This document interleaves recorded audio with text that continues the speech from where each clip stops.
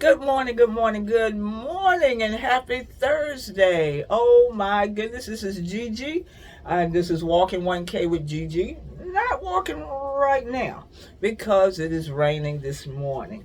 I might be able, probably by the time I finish this video, I might be able to get out because it's stopping. It's raining. It's beginning to slow down a little bit.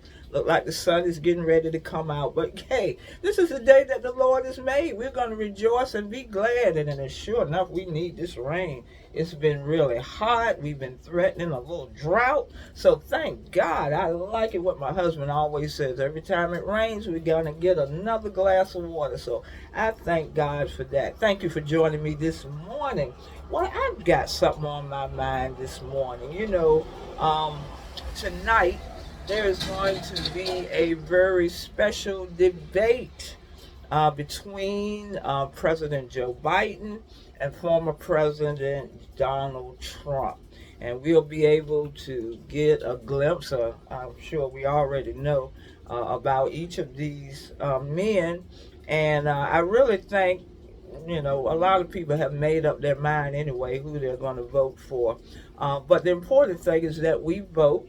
And I will be watching tonight. Um, as many of us will. I told somebody I'm going to have my popcorn and probably a glass of iced tea watching this tonight.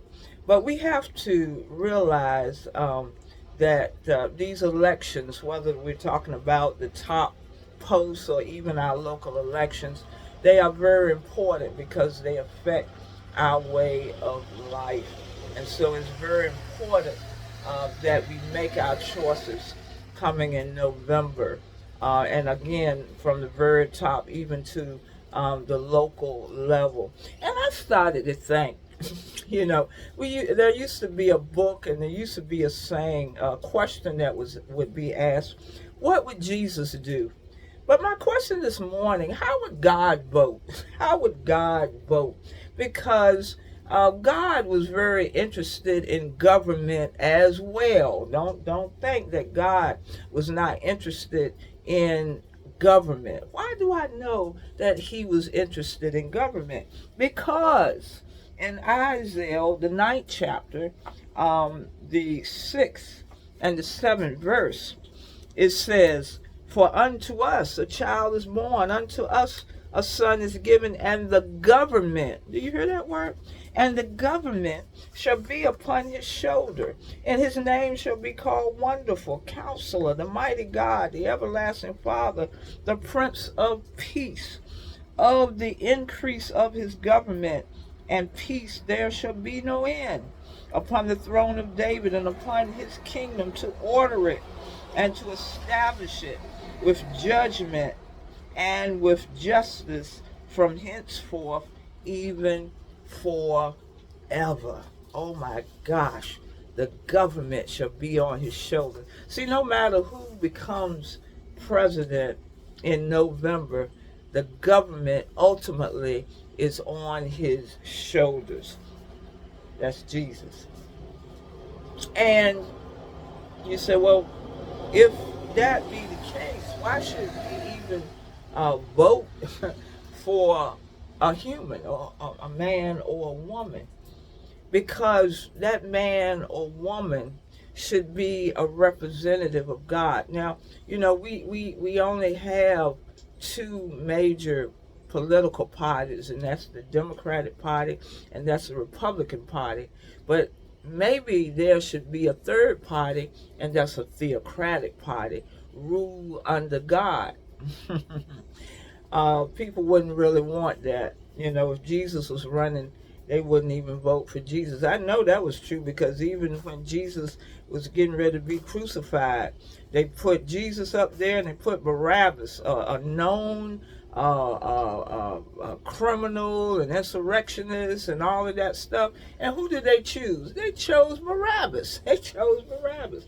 But anyway, ultimately, the government is on Jesus's shoulder. And when we vote, we should vote for the one that is closest to God's own heart. Why do I say that again? Because I remember when the people of Israel wanted a king. God had been their king up to this point, but they wanted a king. They wanted a president. They wanted somebody to be over them, just like all of the other countries around them. And the prophet Samuel tried to tell them, now, if you are under a king, you know, you're going to be oppressed. You're going to have to follow what the king says. But they didn't want to follow the King of Kings and the Lord of Lords, but they wanted their own king. And so they wanted a man named Saul, King Saul. And guess what? God gave them who they wanted, King Saul. But after a while, because King Saul did not follow the commands of the King of Kings, God stripped the kingdom from him.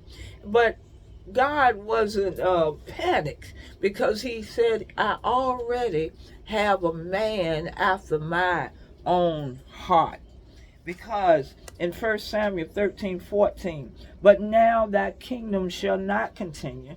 The Lord has sought him a man after his own heart, and the Lord has commanded him to be captain over his people. And you know who he was talking about? He was talking about King David, the little shepherd boy. He was anointed as king, but he had to wait his turn until the time came for him to take, because he was anointed, but he couldn't be appointed until later. And all that I am saying, even as we are voting and we are selecting a leader, we need to select someone that is closest to God's heart.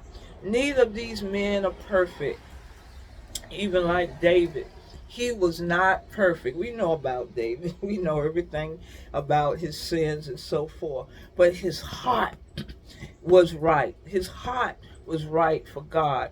And through David's line came ultimately the King of Kings, the top dog, the president of us all, Jesus Christ. So that's all I'm saying. I am not telling you who to vote for, but since this will affect our livelihood and our life, I think God would vote for someone that was after his own heart, because he knew, just like it says here, that he would rule with justice and judgment, and most of all, love. Most of all, love. That's all I got to say about that.